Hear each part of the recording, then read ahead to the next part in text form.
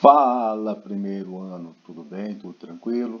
Aqui, professor Anderson Marques. Vamos dar sequência na nossa aula sobre os tipos de rochas. Recapitulando, na aula passada, eu falei para vocês sobre rochas sedimentares, aquelas que se formam a partir da pressão provocada no fundo de bacias sedimentares, sobre acúmulos de sedimentos. Esses sedimentos são compactados e acabam virando rochas submetidas a calor e pressão. E falei para vocês das rochas ígneas, também conhecidas como magmáticas, que são aquelas rochas que se formam a partir do resfriamento do magma em contato com ar ou com água ou com o solo, enfim, em contato com o ambiente mais frio do que o ambiente magmático, considerando que o magma nada mais é do que rocha fundida, né? Rocha derretida. Hoje é dia de falar das chamadas rochas metamórficas. Metamorfose é mudança, transformação.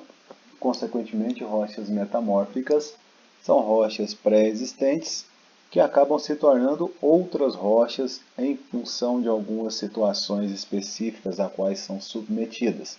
Você vai entender calor e pressão em especial. Então vamos olhar o esquema. As rochas metamórficas estão lá no fundo, aonde quanto mais fundo, maior é a pressão. Estão em contato com altas temperaturas lá no fundo, geralmente por conta do magma que está circulando por ali. Enfim, logo a gente tem que entender que rochas metamórficas são mais comuns aonde tem encontro de placas tectônicas, onde tem fratura, brecha, fissura na crosta por onde o magma passa. Existe a deformação do material rochoso, a substituição ou transformação de minerais pré-existentes, o que vai fazer com que surjam as chamadas rochas metamórficas.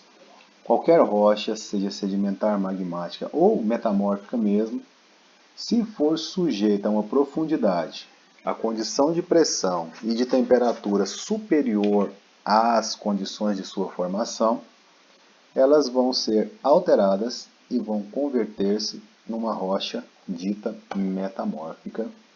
Vamos entender melhor um pouquinho sobre isso. Os locais onde essas rochas se desenvolvem geralmente são pontos de contatos de placas tectônicas diferentes, e isso pode acontecer nas chamadas dorsais oceânicas, ou seja, áreas de separação de placas tectônicas no fundo do mar. Pode acontecer ao redor de áreas ígneas plutônicas. Vamos lembrar, rocha ígnea plutônica é aquela que se forma no interior do vulcão, aquela que não se forma fora, porque a que forma fora ela é vulcânica, tá? Ao redor de grandes falhas e ainda nas crateras de impactos de meteoritos. Pensa só, quando o meteorito bate, aquilo ali libera calor e tem a pressão do próprio impacto, rocha que está ali pode ser alterada. E uma rocha que era uma rocha e vira outra rocha, sofreu metamorfismo, ou seja, sofreu transformação.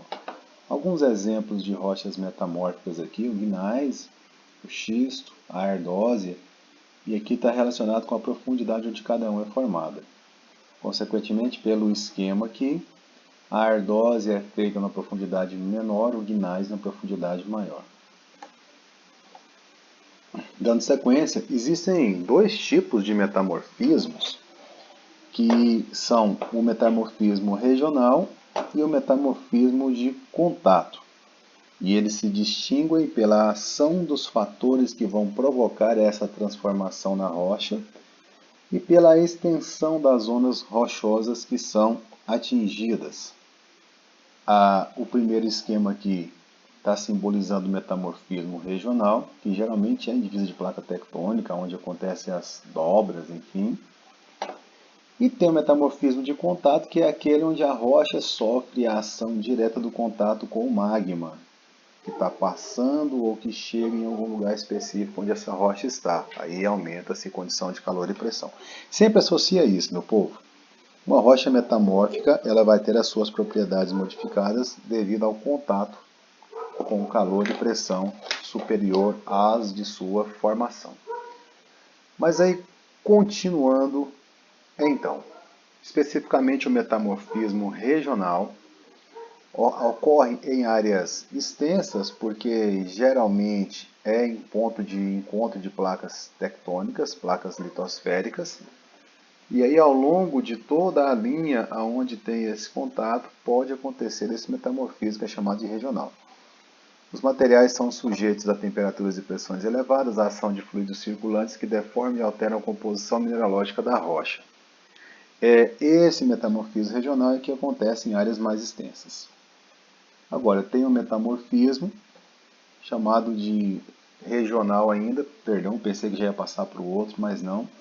Esse metamorfismo regional aqui é ilustrado por uma imagem, não uma figura, né, uma fotografia. Aqui eu tenho a área de contato de placas tectônicas em que houveram dobramentos nas rochas, e isso fica muito claro pela disposição de rochas sedimentares que antes eram horizontais e agora estão todas retorcidas aí, ó.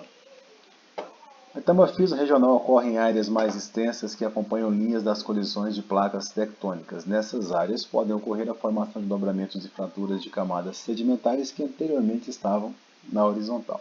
Isso aqui antes era tudo na horizontal e hoje está desse jeito aí. Mas aí, chegamos lá onde eu queria, onde eu pensei que estávamos chegando, que é o metamorfismo de contato. Esse aqui, ele é local e ele só vai acontecer quando o magma se instalar ou passar, estiver fluindo, próximo ou diretamente envolvendo rochas pré-existentes. Essas rochas, então, têm a sua estrutura modificada porque elas são metamorfizadas pela pressão, principalmente, provocada pela temperatura, principalmente, pelo aumento de temperatura, principalmente, provocada pela liberação de fluidos. Mas a pressão também vai acontecer aqui, viu? Sempre pressão e calor. Às vezes mais calor, às vezes menos calor, mas enfim, sempre pressão e calor. O de contato é o contato da rocha com o magma mesmo, e o calor que o magma provoca. Certo? Alguns exemplos de transformações dessas chamadas rochas metamórficas. Lembra que a gente sempre está dizendo aqui que são rochas pré-existentes que são alteradas e viram outras rochas? Então, olha só. O granito, submetido a calor e pressão, ele vira gneiss, que está em inglês e outro idioma, mas é gneiss em português. O A aqui. O argilito vira xisto. O arenito vira quartzito. O calcário vira mármore. Talvez aqui são os mais conhecidos. Todo mundo conhece calcário, que é aquele pó branco lá que mistura na terra para poder virar algo mais básico e corrigir a acidez do solo. Quem já foi em fazenda provavelmente já viu isso. Calcário é aquilo que pinga do teto da caverna, formando estalactite, estalagmite, enfim. E o mármore é o mármore que todo mundo conhece também. Enfim, o mármore é calcário, foi calcário no passado, perdão, e acabou sendo submetido a calor e pressão para virar mármore. Ok? Essas rochas, de um modo geral, elas devem sim ser estudadas, levadas a sério por muitos motivos. Primeiro, por perspectiva de construção civil. Tem rochas que são mais flexíveis, rochas que são mais rígidas, menos rígidas. Segundo, por questão econômica mesmo. Tem rocha aí que vai ter valor comercial mais elevado, outras menos elevado. Enfim, vamos lá. Alguns exemplos de utilização dessas rochas na construção civil. Essa era a intenção aqui. Por exemplo, o basalto, que é uma rocha ígnea extrusiva, ou seja, ela é uma rocha magmática que se forma fora do vulcão, ela possui alta resistência e dureza. Então, ela é bacana para ser utilizada como pedra britada, agregados asfálticos, pedra de calçamento, ornamentação. O granito, que é uma rocha magmática intrusiva, então ela é plutônica, né? Como característica, homogeneidade, isotropia, durabilidade, alta resistência à compressão, baixa porosidade, ou seja, a água não penetra com facilidade nela. E aí isso vai ser favorável para a utilização da seguinte maneira. fundações, muro, calçamentos, agregado para concreto, ornamentação de pisos, paredes, diversos acabamentos quando seus cristais são bem polidos. Enfim, talvez você vai perguntar assim, professor, o que é isotropia?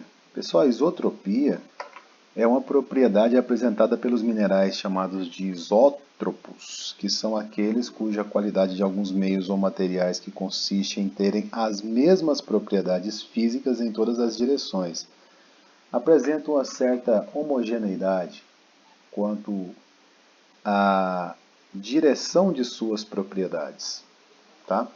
O que vai gerar baixa porosidade, né? A água não penetra e não tem muito poro, um tipo de mineral assim. Mas aí continuando, tem o arenito, que é uma rocha sedimentar, revestimento de pisos e paredes, razoável resistência ao risco. Calcário ele é bem solúvel, né? Enfim, matéria-prima para a indústria cimenteira de cal, videira, siderúrgica e assim por diante. O quartzito, que é uma rocha metamórfica, vai servir como piso e calçamento. O mármore, ornamentação de interiores, piso, paredes, enfim. Pia de mármore é uma coisa muito comum, acho que muita gente conhece. Boa resistência e durabilidade. O gneiss, alta resistência, ornamentação agregada e pavimentação, enfim. A construção civil reflete de uma forma assim bem ímpar, bem importante, a importância que essas rochas possuem no nosso cotidiano, certo? O potencial do nióbio é uma proposta que o livro faz, tira uma parte para falar sobre isso, muito em função daquela propaganda superestimada que o nosso amado presidente fazia no passado, na época da campanha, de que o nióbio salvaria a economia brasileira. Ele falava muito em nióbio e grafeno, né? Então esse assunto acabou ganhando realmente páginas de jornal, ganhando projeção, enfim, caiu no nosso livro didático. Vamos falar do nióbio um pouquinho. Onde é que esse nióbio é usado? Ele é usado principalmente da seguinte maneira, para gerar uma liga metálica de alta resistência. 300 gramas do nióbio, se for misturada em 1 tonelada de aço, vai provocar uma liga metálica muito forte. E aí, essa liga metálica muito forte, ela pode ser utilizada na indústria de alta tecnologia, na indústria aeroespacial, e essa aqui é a principal esperança de que o nióbio realmente seja importante para a economia brasileira, na medida em que o Brasil é o grande produtor disso no mundo. Mas o grande produtor, sim, sem ter concorrência na produção de nióbio. Pode ser utilizado em tubulações, pontes, navios, viadutos, ou seja, tudo aquilo que requer grande resistência no que se refere a ligas metálicas. Setor automobilístico, enfim. O nióbio atribui ainda resistência à corrosão, alta condutividade e forma ligas mais resistentes ao calor. Então, quando você pensa que Minas Gerais, Goiás, Amazonas e Rondônia possuem as maiores reservas e que essas maiores reservas no conjunto formam quase toda a produção de nióbio do mundo, você vai pensar assim, pronto, é a nossa solução mesmo, né? Vamos exportar isso, vamos aumentar o preço desse negócio, só a gente que vende, todo mundo precisa, vai resolver a nossa vida. Galera, não é bem assim. Por que não é bem assim? Vamos lá. Algumas dificuldades no que se refere ao mercado do nióbio. Primeiro, o mercado mundial ele é limitado. Não é todo mundo que tem interesse em comprar nióbio. Por quê? Porque o vanádio, o tântalo, o titânio são alternativas ao nióbio, existem em maior quantidade, é mais barato, muito mais barato. Então não adianta o Brasil querer aumentar o valor do nióbio e querer ter um monopólio nisso, porque existem alternativas. Tá? Não é só o nióbio que faz isso tudo aqui. Elevado custo de operação, é muito caro para você extrair, compor essa liga, transportar, enfim. Apenas 4 minas e 3 usinas funcionam no Brasil. O Brasil também não tem essa produção toda, porque não compensa, não vale a pena. Enquanto tiver alternativa como o vanádio, o tântalo e o titânio, poucos empresários no mundo vão querer investir muito em nióbio, entendeu? Então assim, eu quis fazer essa partezinho aqui, já que é uma proposta do livro, para a gente ficar um pouquinho mais ciente desse assunto, tá certo? Para encerrar, eu queria mostrar para vocês sobre o ciclo das rochas, entendendo que na natureza nada é destruído, né? Tudo é transformado. Enfim, a coisa funciona mais ou menos assim. Vamos partir aqui, ó, do magma. O magma ele pode virar rocha. Rocha ígnea, intrusiva, quando é dentro do vulcão. Pode virar rocha ígnea extrusiva, quando é fora do vulcão. Ok? Aí depois que vira rocha ígnea, essa rocha magmática, né? Ela começa a sofrer com o intemperismo, que é a exposição a calor, vento, frio, chuva. Isso vai fragmentando a rocha até ela ficar em fragmento tão pequeno e formar o solo. Solo, para ser solo, tem que ter fragmento de rocha, tem que ter água, tem que ter humus e tem que ter ar. Tá? Humus, matéria orgânica. Beleza. Esse solo pode, em função da erosão, ser levado para o fundo de uma bacia sedimentar na forma de sedimento. E aí, vocês já aprenderam que no fundo de bacia sedimentar a compactação do solo, o calor e a pressão em especial, vai cimentar a rocha, de modo que ela vira rocha sedimentar. Olha que nesse processo uma rocha vulcânica virou sedimentar. A sedimentar submetida a calor e pressão, ela pode sofrer metamorfismo e virar rocha metamórfica, que pode se fundir no magma e aí começa o processo todo de novo. Pessoal, essa rocha sedimentar, por movimentos tectônicos, pode sofrer soerguimento e exposição. O intemperismo vai fragmentar ela e ela vai virar solo. Então, se a gente for olhar nessas perspectivas, as rochas sempre estão mudando de forma, mudando de composição, mudando de origem de rocha. Elas podem ser sedimentares, podem ser magmáticas, podem ser metamórficas, enfim. E elas acabam tendo a origem sempre no magma.